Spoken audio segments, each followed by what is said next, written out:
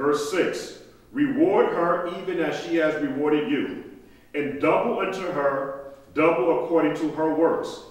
In the cup which she has filled, fill to her double. Every single thing that the adversary has done to us, okay, what Babylon has done to us, is going to be returned double into her. The Father said, I have remembered the iniquities of Babylon. How much she hath glorified herself and lived deliciously. So much torment and sorrow give her. For she saith in her heart, I sit a queen, and am no widow, and shall see no sorrow. She is very, very boastful. America is very boastful. And I see this in the news that I watch, and I see when the United States, when they go to war, she sits as a queen. And it's like when she goes to war, she comes out with little to no casualties. No widows. All right? I'm going to speed it up so I can get to the lesson. She says she should see no sorrow. But the Father says, therefore shall the plagues come in one day, death and mourning and famine, and she shall be utterly burnt with fire. For strong is Yahuah Elohim who judges her. And the kings of the earth who have committed fornication and lived deliciously with her shall bewail her and lament for her when they shall see the smoke of her burning, standing afar off for the fear of her torment, saying, Alas, alas, that great city Babylon, that mighty city, for in 1 hour is your judgment come. And the merchants of the earth shall weep and mourn over her, for no man buyeth their merchandise any more. And this is some of the things that China and Russia are saying. They want to place an embargo, okay, here in the United States. They plan on shutting this thing down. Shutting it down. Your monies, all that stuff is going to mean nothing. So once you can't spend anything, how are you going to survive? You better make sure that you're saving up canned goods, dry goods, bottled water, and things of that sort. Because there's going to come a time where you're not going to be able to go to the grocery stores. The shelves are all gone. This day should not overcome us as a thief in the night. All right? Standing afar off for the fear of a torment, saying, Alas, alas, thy great city Babylon, that mighty city, for in 1 hour is thy judgment come. And the merchants of the earth shall weep and mourn over her, for no man buyeth their merchandise any more. The merchandise of gold is going to mean nothing. The silver, the precious stones, the pearls, the fine linen, and the purple, and the silk, and the scarlet, and thy wood, and all manner of vessels of ivory, and all manner of vessels of most precious wood, and of brass, and iron, and marble, and cinnamon, and odors, and ointments, and frankincense, and wine, and oil, and fine flour, and wheat, and beasts, and sheep, and horses, and chariots, and bodies and slaves of men. And the fruits that thy soul lusted after are departed from you, and all things which are dainty and goodly are departed from you, and thou shalt find them no more at all. The merchants, everybody knows who the merchants are. We're talking about Wall Street. There will be no more trading. Done. Even when we hear buy gold and buy silver, nah. Done. The only reason why they want you to buy the gold and the silver, and when this atrocity happens, they want to be able to rebuild. Okay? But there's going to be no rebuilding. It's done. It's a wrap. This is our salvation.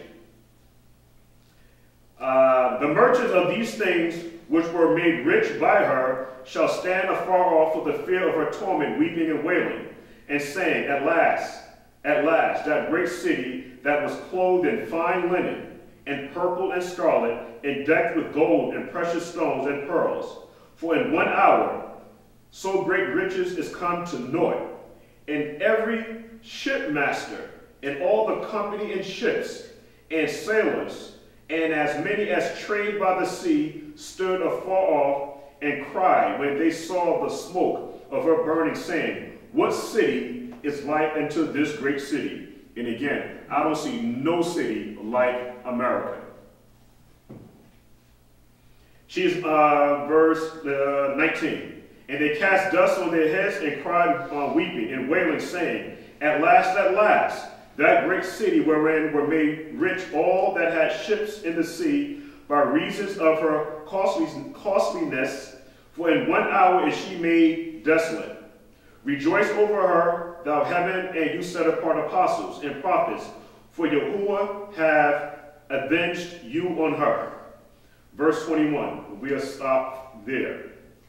And a mighty messenger took up a stone, like a great millstone, and cast it into the sea, saying, thus with violence shall that great city Babylon be thrown down, and shall be found no more at all. See, it's all like self-explanatory, but just in case we forgot. Just in case we forgot. Because the Father is long patient, long suffering. We must make sure that we are ready when this day comes. Because I truly believe that this is that generation. Let's go back to 2 Peter. 2 Peter.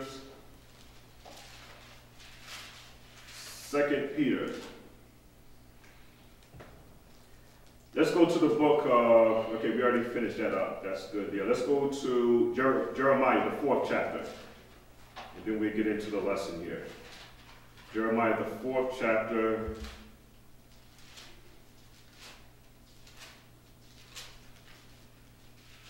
I hope I'm not making anybody sad. No.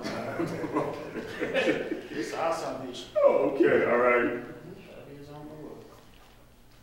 It must be understood that we must come to a full understanding of Torah. Yirmiyahu, the 4th chapter, verse 24. It says, for my people is foolish. They have not known me. They are Sodom's children. And, Jeremiah, the 4th chapter, verse 22.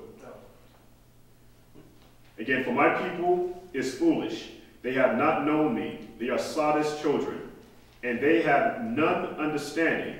They are wise to do evil, but to do good they have no knowledge. So we're going to leave verses 23 and 26 alone for right now. But I just wanted everybody to understand that the times are very, very critical. I can't say that enough. We look at the gas prices, we look at the interest rates. It's been like this before. But watch what happens though. Things begin to heat up around the first part of the year because it's mimicking what's going to happen in the end times. The book of Matthew, the 24th chapter, tells us now, as it was in the day of Noah, so shall it be in these last days here. And again, that day shall not overcome us like a thief in the night. Make sure that your light doesn't go out. All right? So, again, it's a pleasure seeing everybody.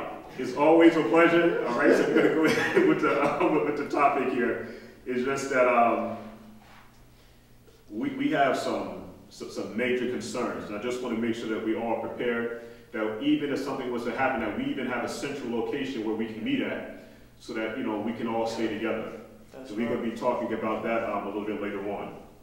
But I want to begin by giving all esteem to the Father of Yahuah for his mercy, his love, his consistency, for his people, the 12 tribes of Yashra'al. And finally, but not least, Yahusha Mashiyach, the atoning sacrifice for the nation of Yashra'al. Very important. We want to make sure that we always give esteem to the Father because for some strange reason, it's not clearly understood that we're giving esteem to the Father. Okay, but this is what we do. We make sure that we always give esteem to the Father. For sending his son, Yahusha HaMashiach. Let's go to the book of Malachi, the 3rd chapter, verses 1 through 7. I'm going to be reading. What chapter? The 3rd chapter. Malachi, the 3rd chapter.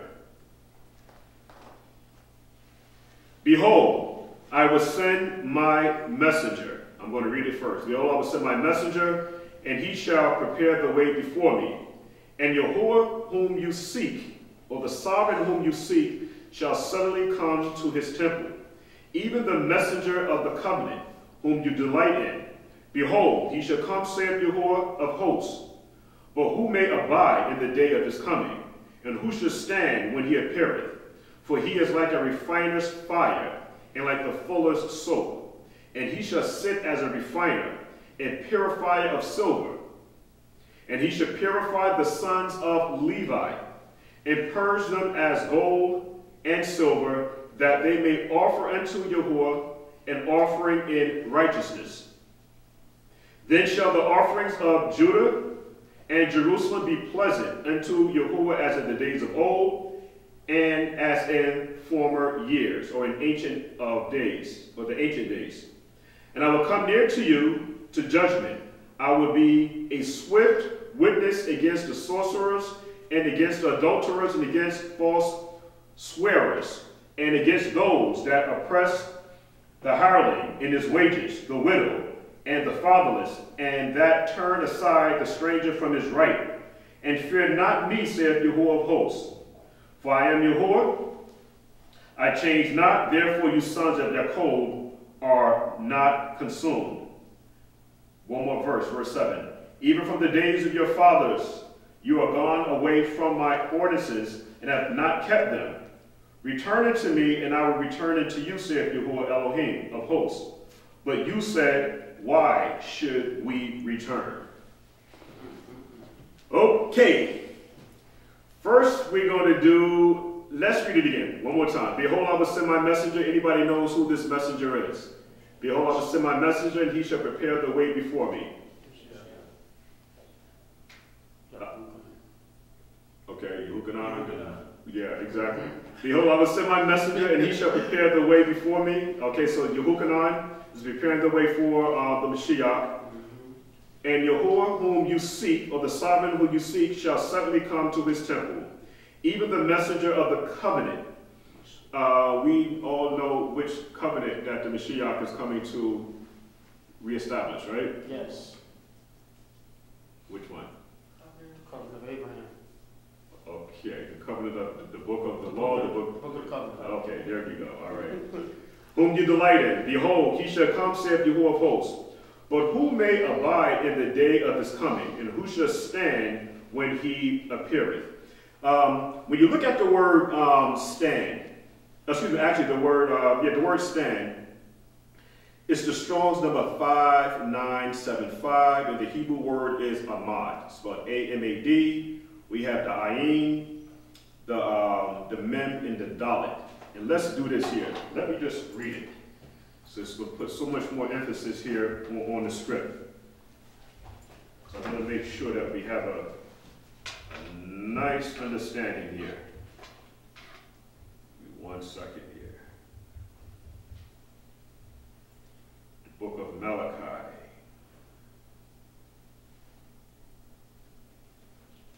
Third chapter.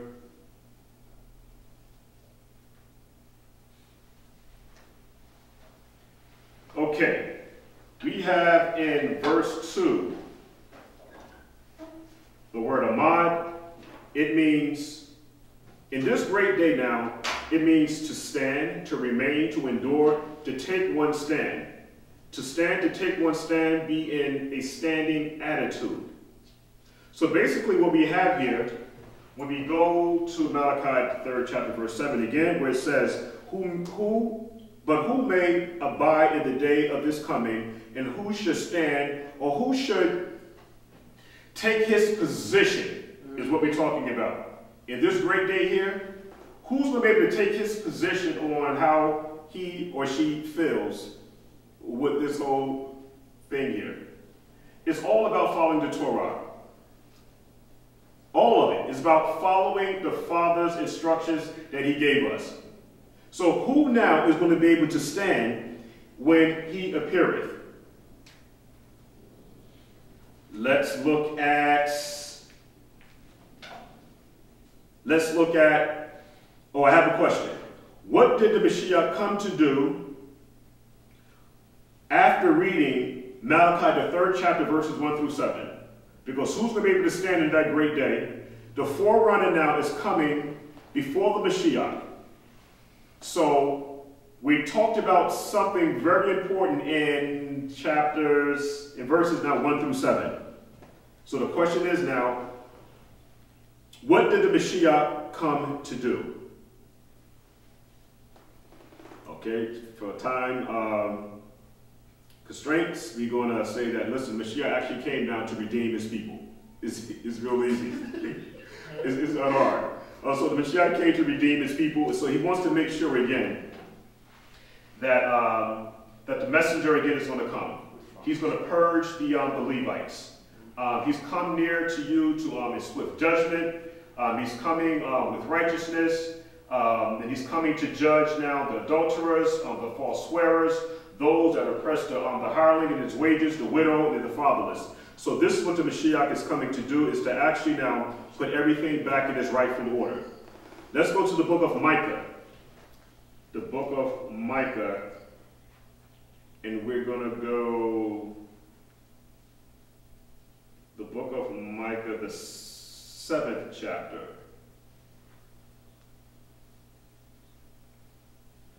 The book of Micah, the 7th chapter. I'm going to read verses 18 to 20. 18 to 20. Being that all this is about redemption and repentance, it says in the book of Micah, the 7th chapter, verse 18, it says, who is like Elohim? Or who is an El likened to Elohim, that pardoneth iniquity, and passeth by the transgression of the remnant of his heritage? He retaineth not his anger forever, because he delighteth in mercy. He will turn again, he will have compassion upon us. He will subdue our iniquities, and thou wilt cast all their sins into the depths of the sea. Thou wilt perform the truth of Jacob, the mercies to Abraham, which thou hast sworn unto our fathers from the days of old. So what I'm going to do is I'm going to speed it up here a little bit. When I read verse 20, something came into question. And what came into question was, everybody knows that Abraham was before Jacob. But in verse 20 it says, when thou wilt perform the truth to Jacob and the mercy to Abraham, which thou hast sworn unto our fathers from the days of old. So again, Abraham was before Jacob. The question becomes now, what was the mercy that was shared with Abraham? Yahuah walking between the pieces? Right, exactly. And there's a host of things. So I have as an answer to the question that the father would give him an heir and an inheritance, and that inheritance was Isaac. Now, this is what we're going to do. We're going to look into that for a minute. I'm going to go to the book of Genesis, the 15th chapter. So pay very close attention to what we're about to do. We might be here for a little while. Because it talked about the mercy to Abraham, right? Okay, watch this. Shalak Yahuah, if you can read, give us the title of the book, and then read Genesis 1, the 15th chapter, verses 1 through 4. Okay. The title of this book is The Israelite Samaritan Version of the Torah. Okay. So, the Israelite Samaritan Version of the Torah.